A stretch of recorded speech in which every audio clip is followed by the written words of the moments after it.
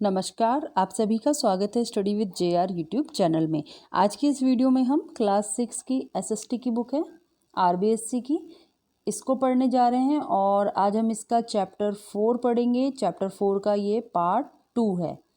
Part 1 हम पढ़ चुके हैं। पार्ट 1 यदि आपने नहीं देखा है तो नीचे डिस्क्रिप्शन में लिंक मिल जाएगा, तो वहाँ से आप देख लीजिएगा। मैंने अलग से प्लेलिस्ट बना रखी है, अभ्यास प्रश्न भी साथ साथ इसके चल रहे हैं, तो अलग से आपको प्लेलिस्ट मिल जाएगी। क्लास 6 के अभ्यास प्रश्नों की एक प्लेलिस्ट है और इसके अलावा जो थ्योरी हमारी चल रही है इसकी भी एक अलग से प्लेलिस्ट है, तो वहाँ से आप ये वीडियोस देख सकते हैं। तो पिछले वीडियो में हमने यहाँ तक पढ़ लिया था 90 डिग्री उत्तरी अक्षांश को उत्तरी ध्रुव और 90 डिग्री दक्षिणी अक्षांश को दक्षिणी ध्रुव कहा जाता है। ठीक है, आज हम पढ़ेंगे प्रमुख अक्षांश वृत्त। ठीक है, वीडियो शुरू करने से पहले यदि आपने अभी तक इस चैनल को सब्सक्राइब नहीं किया तो प्लीज़ सब्सक्राइब कर लीजिए और साथ ही आपको पास में एक बेल आइकन दिखाई देगा, उसे भी प्रेस कर लीजिए ताकि आपको वीडियोस की नोटिफिकेशन मिल सके। इसके साथ ही आप अपने मित्रों के साथ इसे शेयर भी कर दीजिए ताकि ज़्यादा से ज़्यादा इस वीडियो का फ़ायदा आपके मित्रों को भी मिल सके। चलिए शुरू करते हैं आज का वीडियो। प्रमुख अक्षांश वृत्त। तो देखिए, विषुवत रेखा को हम 0 डिग्री अक्षांश कहते हैं। विषुवत रेखा, जिसको कि हम भूमध्य रेखा भी कहते हैं, तो विषुवत रेखा को हम क्या कहते हैं? 0 डिग्री अक्षांश रेखा। और 23.5 डिग्री उत्तरी अक्षांश रेखा को कर्क रेखा कहते हैं और 23.5 डिग्री दक्षिणी अक्षांश रेखा को मकर रेखा कहते हैं। ठीक है, तो ये आपको पता होना चाहिए कि 0 डिग्री अक्षांश को क्या कहेंगे हम? विषुवत रेखा। और जो 23.5 डिग्री उत्तरी अक्षांश रेखा है इसको क्या कहेंगे? कर्क रेखा। और 23.5 डिग्री दक्षिणी अक्षांश रेखा को क्या कहेंगे? मकर रेखा। ठीक है, कर्क और मकर रेखाओं के मध्य के भाग को उष्ण कटिबंध कहते हैं।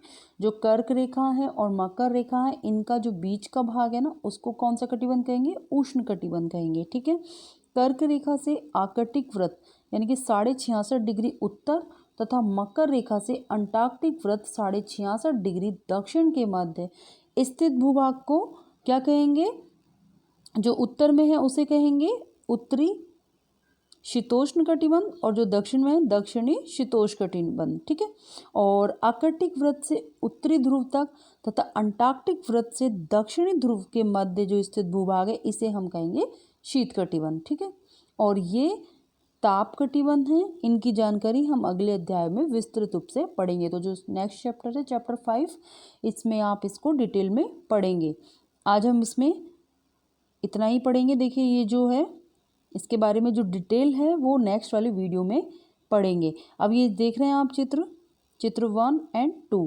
देखिए, 1 में ये जो अक्षांश रेखाएं कौन सी हैं? ये जो रेड कलर से आ रखी है ना, इसमें ये हैं अक्षांश रेखाएं और ये काल्पनिक रेखाएं। पिछले वीडियो में मैंने आपको बताया था ये काल्पनिक रेखाएं हैं जो कि भूगोलवेताओं ने काल्पनिक रूप से इनको बनाई हैं। ठीक है, कुछ खड़ी हैं और कुछ लेटी हुई रेखाएं हैं। जो लेटी हुई रेखाएं हैं उन्हें हम बोलते हैं अक्षांश रेखाएं। ठीक है, और इसमें देखिए ये जो मिड में है ना, ये है भूमध्य रेखा।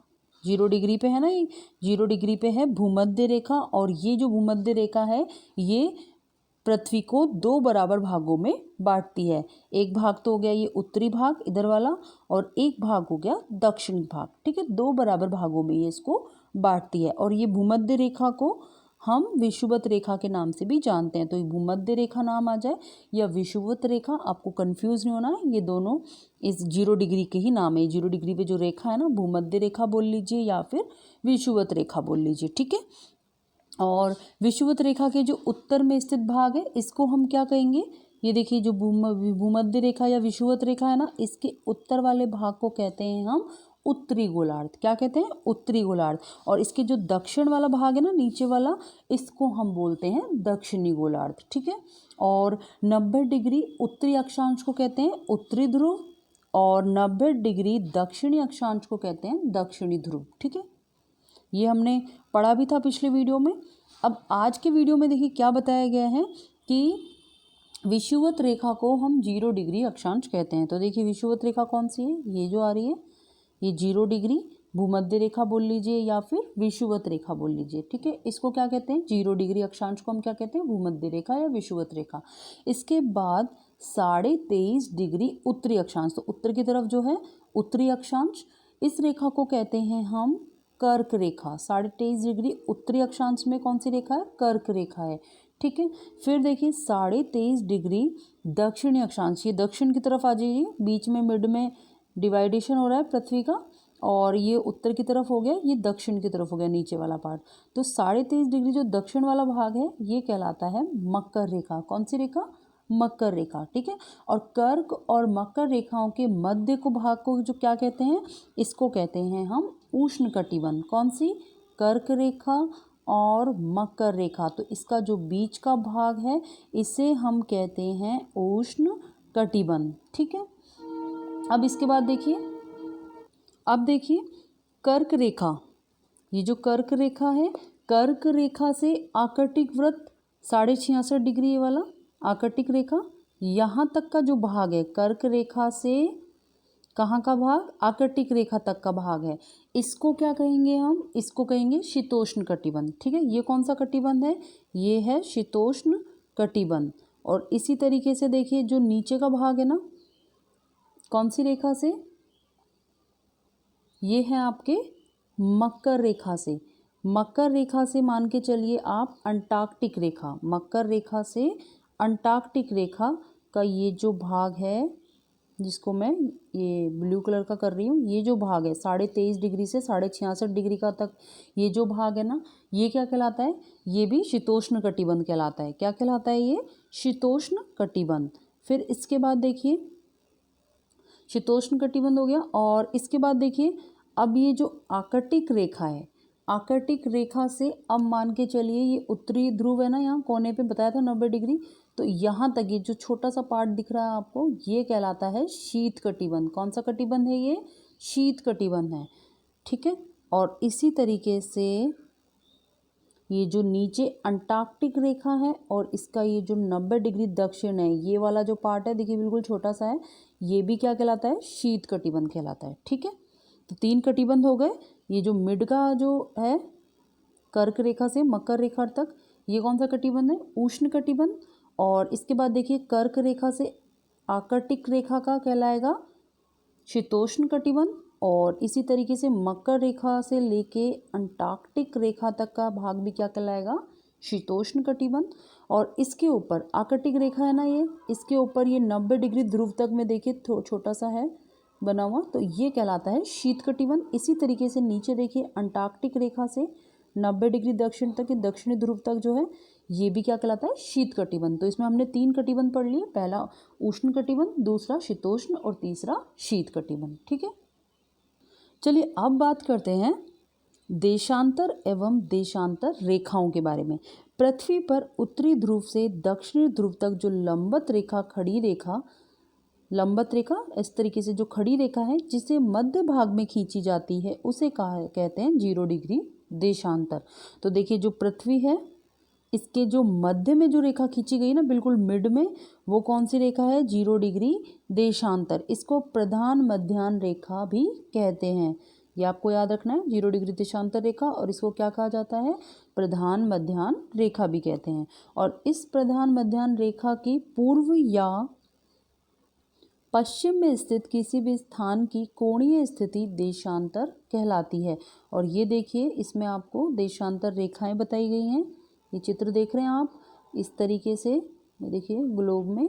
तो ये जो रेखाएं हैं ये कौन सी हैं? ये देशांतर रेखाएं हैं। और इससे पहले जो हमने पढ़ी थी, देखिए ये कौन सी रेखाएं थी? अक्षांश रेखाएं। ये लेटी हुई जो रेखा है स्लिपिंग लाइंस वाली, तो ये रेखा है अक्षांश रेखा। और जो खड़ी रेखा है लंबवत है जो, तो वो रेखा है देशांतर रेखाएं। ठीक है, तो देखिए इसमें क्या बता रहे हैं कि देशांतरों की कुल संख्या 360 है। देशांतरों की संख्या कितनी है? 360 है। समांतर देशांतरों को मिलाने वाली रेखा देशांतर रेखा कहलाती है। तो देखिए जो समान देशांतरों को मिलाने वाली रेखा क्या कहलाती है? देशांतर रेखा। और यह रेखाएं उत्तरी ध्रुव से दक्षिणी ध्रुव तक खींची जाती है। कहाँ से कहाँ तक खींची जाती हैं? उत्तरी ध्रुव से दक्षिणी ध्रुव तक। चलिए अब पढ़ लेते हैं, क्या आप जानते हैं? इसमें क्या लिखा है देखिए, विषुवत रेखा, ग्रीनविच रेखा, तथा सभी अक्षांश तथा देशांतर रेखाएं पृथ्वी पर वास्तव में नहीं पाई जाती हैं। ये जो आपने पढ़ी है ना, विषुवत रेखाएं, ग्रीनविच रेखाएं, अक्षांश और देशांतर रेखाएं पृथ्वी पर वास्तव में नहीं पाई जाती हैं। ये सभी काल्पनिक रेखाएं ग्लोब या मानचित्र पर खींची होती हैं। क्यों खींची होती हैं? ग्लोब पर दर्शाई गई इन काल्पनिक रेखाओं से किसी भी महानगर, महाद्वीप, द्वीप, देश, क्षेत्र की निश्चित स्थिति तथा समय का पता लगाया जा सकता है। ये इसलिए इनमें खींची होती है। ये काल्पनिक है, ये भूगोलवेताओं ने ही खींची है, ये रियल में इस तरीके से नहीं खींची हुई हैं। ठीक है, अब नेक्स्ट हम पढ़ते हैं 0 डिग्री देशांतर रेखा को मानक या ग्रीनविच रेखा भी कहा जाता है, जो कि इंग्लैंड के ग्रीनविच शहर से होकर गुजरती है। देखिए, जो इंग्लैंड का ग्रीनविच शहर है वहाँ से होकर गुजरती है। ये देखिए, ये जो है ना, ये रेखा बीच में मिड में, ये है 0 डिग्री ग्रीनविच रेखा। ठीक है, 0 डिग्री पे आ रही है, नाम लिखा है यहाँ पे ग्रीनविच रेखा। अब देखिए, इस रेखा के पश्चिम में स्थित 180 डिग्री देशांतर तक पश्चिमी देशांतर तथा पूर्व में 180 डिग्री देशांतर तक पूर्वी देशांतर रेखाएं स्थित हैं। ठीक है, नेक्स्ट है, अब है स्थानीय एवं मानक समय। अब तक हम यह जान चुके हैं कि पृथ्वी अपने अक्ष पर पश्चिम से पूर्व दिशा की ओर घूमती है। जो पृथ्वी है अपने अक्ष पर कहाँ से? पश्चिम से, और पूर्व दिशा की ओर घूमती है। इसी वजह से पृथ्वी के पूर्वी भाग में सूर्योदय पहले होता है तथा पृथ्वी 24 घंटों में एक घूर्णन को पूरा करती है। जो एक घूर्णन करती है पृथ्वी 24 घंटे में करती है पूरा। ठीक है, इस प्रक्रिया में पृथ्वी अपने अक्ष पर 360 डिग्री घूमती है। देखिए, जो गोल गोल घूमती है ना, तो पूरा 360 डिग्री हो जाता है। ठीक है, और ये घूर्णन कितने दिन में पूरा करती है? पूरे 24 घंटे में, मतलब एक दिन में पूरा करती है पूरा। चूंकि 24 घंटे में पृथ्वी 360 डिग्री घूमती है, तो यह एक घंटे में 15 डिग्री घूमेगी। अब भाग दे के देख लीजिए, आप 360 में भाग देंगे 24 का घंटे के हिसाब से, तो 15 डिग्री आ जाएगा। इस प्रकार पृथ्वी को 1 डिग्री घूमने में 4 मिनट का समय लगता है, जिसे हम दिए गए सूत्र की सहायता से समझ सकते हैं। आपको नीचे एक सूत्र दिया गया है। देखिए, पृथ्वी 15 डिग्री घूमती है कितने? 1 घंटे में, अर्थात 60 मिनट में घूमती है। 1 घंटे में 60 मिनट होते हैं, तो 60 मिनट में पृथ्वी कितना घूमती है? 15 डिग्री घूमती है। अब 1 डिग्री कितने मिनट में घूमेगी? तो हम क्या करेंगे, पहले ऊपर 60 मिनट और नीचे 15 डिग्री का भाग दे देंगे इसमें, तो कितना आ जाएगा? 4 मिनट में। यानी कि पृथ्वी 1 डिग्री कितने मिनट में घूमेगी? 4 मिनट में। इस प्रकार आप समझ गए होंगे कि सूर्य की किरण को एक देशांतर से दूसरे देशांतर पर पहुंचने में 4 मिनट का समय लगता है। कितना समय लगता है सूर्य की किरण को पहुंचने में? 4 मिनट का, एक देशांतर से दूसरे देशांतर पर।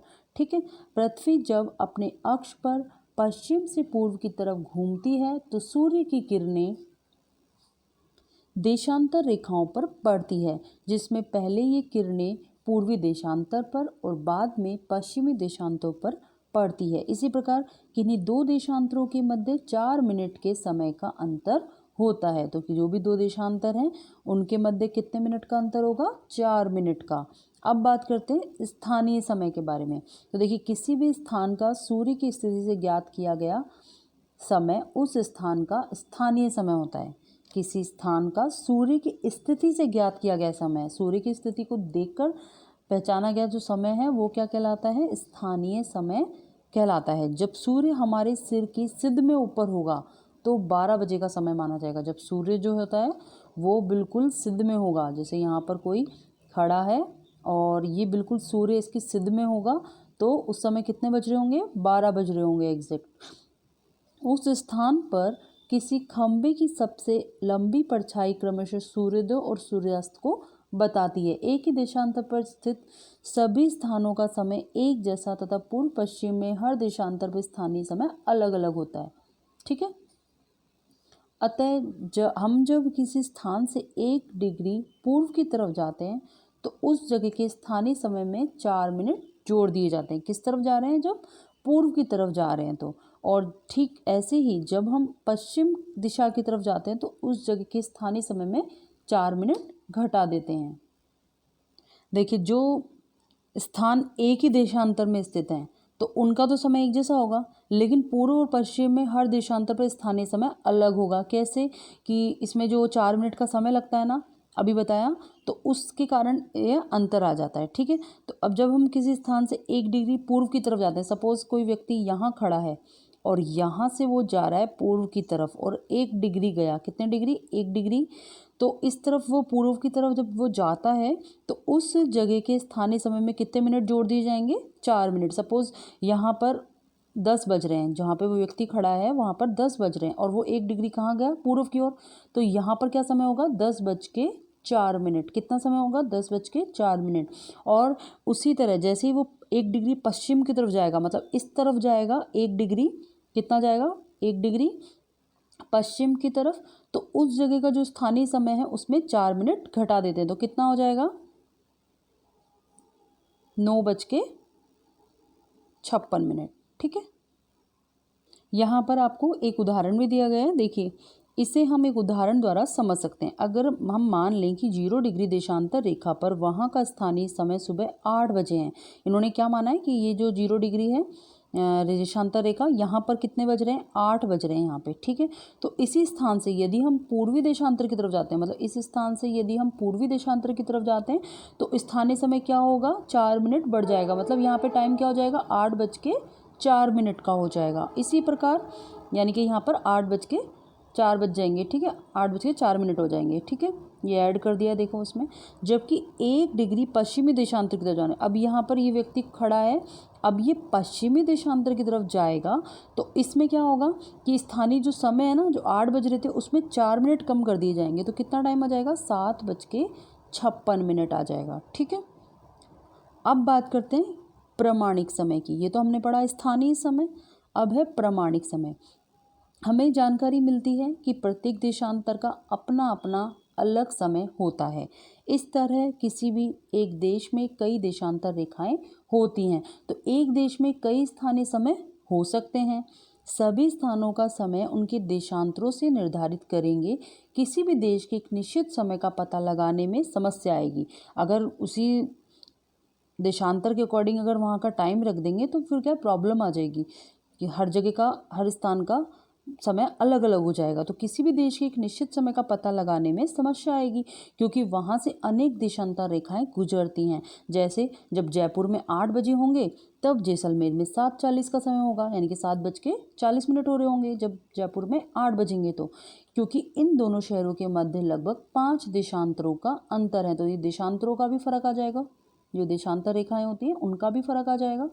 तो अब आप सोच सकते हैं कि इस प्रकार के समय में अंतर से हम सभी के कार्यों पर अलग अलग स्थानों के कारण अलग अलग समय होने पर बहुत असुविधा होगी ना, असुविधा कि यहाँ पर कुछ और समय बज रहा है, ये स्थान पर कुछ और, इस स्थान पर कुछ और टाइम हो रहा है, तो प्रॉब्लम आएगी। इस समस्या को सुलझाने के लिए प्रत्येक देश ने अपना प्रामाणिक समय निर्धारित किया है।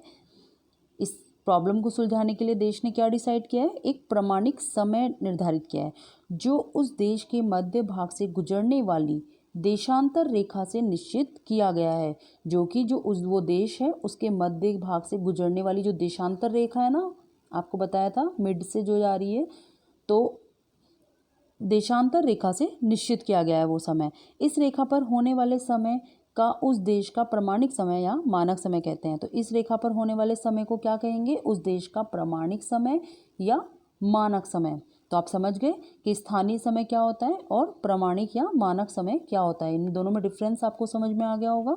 अब नेक्स्ट है, हम मानक समय की गणना ग्रीनविच जो 0 डिग्री देशांतर पर स्थित है इसके संदर्भ में करते हैं। ठीक है, उदाहरण के लिए हमारे देश का मानक समय 82.5 डिग्री पूर्व देशांतर से निर्धारित किया गया है।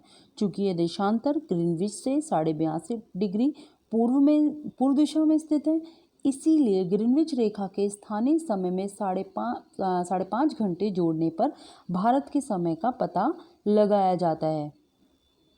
ठीक है, तो भारत का समय क्या करेंगे, जो ग्रीनविच से 82.5 डिग्री पूर्व दिशा में स्थित है ना, तो इसलिए क्या करेंगे, ग्रीनविच रेखा के स्थानीय समय में क्या जोड़ देंगे, 5.5 घंटे जोड़ देंगे। इससे किसका समय पता लगेगा, भारत का समय पता लग जाएगा। अब देखिए ये जो आपको दिखाया गया है इसमें देखिए विश्व का प्रामाणिक समय देख पा रहे हैं आप, इसमें आपको विश्व का प्रामाणिक समय दिखाया गया है। इसमें देखिए आपको ये प्रशांत महासागर, हिंद महासागर और ये टाइम का आगे बताया गया है। देखिए ये देखिए अटलांटिक महासागर, प्रशांत, और ये अंतर्राष्ट्रीय तिथि रेखा। ठीक है, अब नेक्स्ट देखिए, यदि किसी देश का पूर्व पश्चिम विस्तार अधिक हो तब ऐसी स्थिति में उस देश में एक से अधिक मानक समय का निर्धारण किया जाता है, क्योंकि पश्चिम एवं पूर्वी समय में अंतराल बहुत अधिक होता है। रूस, अमेरिका, कनाडा, ऑस्ट्रेलिया आदि देशों में एक से अधिक मानक समय हैं। तो इस तरीके से ये समय डिसाइड होता है। तो आज हम यहीं तक पढ़ेंगे, और जो नेक्स्ट पार्ट आएगा इसका पार्ट 3, उसमें हम अंतर्राष्ट्रीय तिथि रेखा से स्टार्ट करेंगे। तो आज की वीडियो में इतना ही। वीडियो अच्छी लगी तो प्लीज़ वीडियो को लाइक कर दीजिए और मित्रों के साथ भी शेयर कीजिए। धन्यवाद।